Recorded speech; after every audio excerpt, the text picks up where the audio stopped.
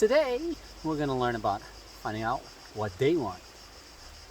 Too much time in marketing, we are obviously trying to go after the obvious, or sales is the same thing. What you want to do as your business owner or as you are marketing your product, you want to sell as much as possible, as fast as possible, and as to many people as possible as you can reach.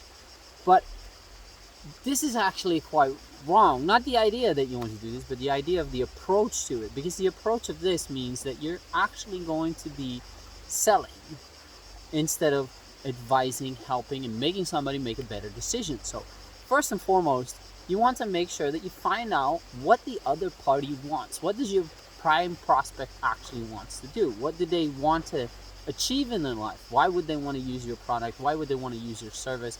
Why would they want to use anything that you have to sell? And if you know exactly what they want, you can utilize this in your marketing, in your sales, and your marriage. It doesn't really matter. FOTW something. I'm probably really bad at these things, but find out what they want and then make what you have match what they want, because that's the only way that they're actually going to be attracted to what you do, but also it becomes easy to sell. And you can utilize this by having conversations with your marketing team to figure out like what are the different angles that we have sold before on, or what are the different things that people have discussed when they were talking about our product or looking at our product or when we were having discussions with them. And utilize those things in talking, in your messaging, in your website, in your videos, in your advertisement, because that's what people actually get attracted to. They get attracted to the fact that you are understanding and you know their desires and you know exactly what they were looking for, and that is going to help you with SEO, but also with matching the actual prospective vision that they are looking forward to. Same goes for sales. It's almost exactly the same, because you want to sell. I understand. You want to have that as fast as possible. You don't want to spend time. You don't want to have to follow up. You want to have it happen now. But that's not going to be the case unless you listen and unless you ask questions. Not to ask questions so that you can answer to what you want to actually answer, but to ask questions to figure out what it is that they want, so you can give a much more deliberate answer and a much more guiding answer on what it is that you actually potentially have to offer. And the more you know, and this is super simple in a sales conversation where you actually just have to listen, and it sounds so simple, but many people don't do. Many people, they don't listen. They're actually waiting for their turn to talk instead of listening. And I would advise you, if you're in a sales position or if you're looking to go into sales, keep notes of these conversations that you have, because you might see a commonality across people that you're talking to. But also, if you keep notes and you meticulously recognize, it's great for your marketing, but it's also great if you will actually talk again with these people, because it makes the other person feel heard. And that is the same as for your marketing. If I talk to you, you talk to me, and your websites talk to me directly because my burning problem is described in your text or in your video or in your sales letter, then that becomes evident for me that this is for me. But that is only going to happen when you have found out and you took the time to actually figure out what they wanted to have. Same goes for your marriage. It's good to have a conversation here and now to be able to just know, hey, what it is, what's your expectation, and what do you want to do. So how do you do this in the day-to-day operation? First and foremost, we go look at who are our prime target audience and what kind of problems, desires, wishes, visions do they have? What are they looking for? What's that specificality? Paint a picture of what's going to happen after they walk through the door of you, your business, or your service, and they come out smiling. And maybe not even the day, because sometimes it might be things that take a couple of years, months, weeks. And how does that look like? And how can we talk to that person 6 months from now after utilizing that specificality that you were using or that you were selling?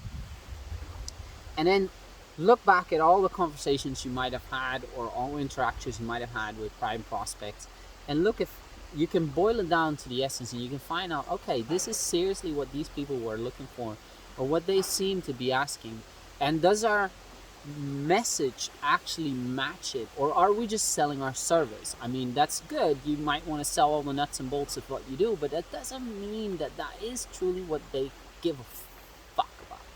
And that is usually the case when I talk to business owners, is they're trying to sell their technique, their service, and make it like sound very nice, but it is not really for your prime prospect. In your sales conversations, make sure that people keep track of everything that they talk to, and make sure that they all ask questions that lead towards knowing what it is, like open-ended questions that gonna explain to somebody, do you want this or do you want that, what is it, or why do you want it. And maybe once they answer the first why, you would ask a multitude of whys to just figure out like what specifically is it about that they really want. Because it could be that the first why is going to be pretty basic, pretty standard, and it could be that the next why is deeper. So you ask let's say somebody gives you an answer and you ask why this and this answer, then they'll give you another layer on top of it, which might boil it down deeper and deeper and deeper into the true essence of the desire that is making what it is. Am I missing something? Yeah, make sure then, if you understand those desires, that you now look at, and this is a little bit more deeper, more pro marketing, pro copywriting, you look at what kind of message have these people already heard, depending on the saturation of the market. So certain markets obviously have a lot of competitors, have a lot of people making claims, or maybe having a lot of people that have already said the same thing, and the people are kind of tired and a little bit like out, like don't believe you anymore. If you're the first to market, they'll believe anything that you're going to say. But if you're going to be in a more saturated market, your claim has to be different or better, or has to match much more that niche little pocket, because they've heard it all before and they've heard everybody, and they doubt that it's actually going to work because the previous thing didn't work, or the previous things reviews didn't work, or their previous claim was so outrageous that everybody thought that was just complete scam. So that's something that you could look at. But first and foremost, always try to figure out what it is that they want. And if you know that truly, and if it maybe doesn't match currently with the service that you have, figure out what kind of service that you can add to make that work for you. Because it could be that you just build on a whole new service, which is just maybe a tiny little tangent from what you're doing right now, a tiny little fork in the road of what you're doing right now, but that would match exactly what they actually want, and now they'll buy the rest of what you have as well. That was it for today from France.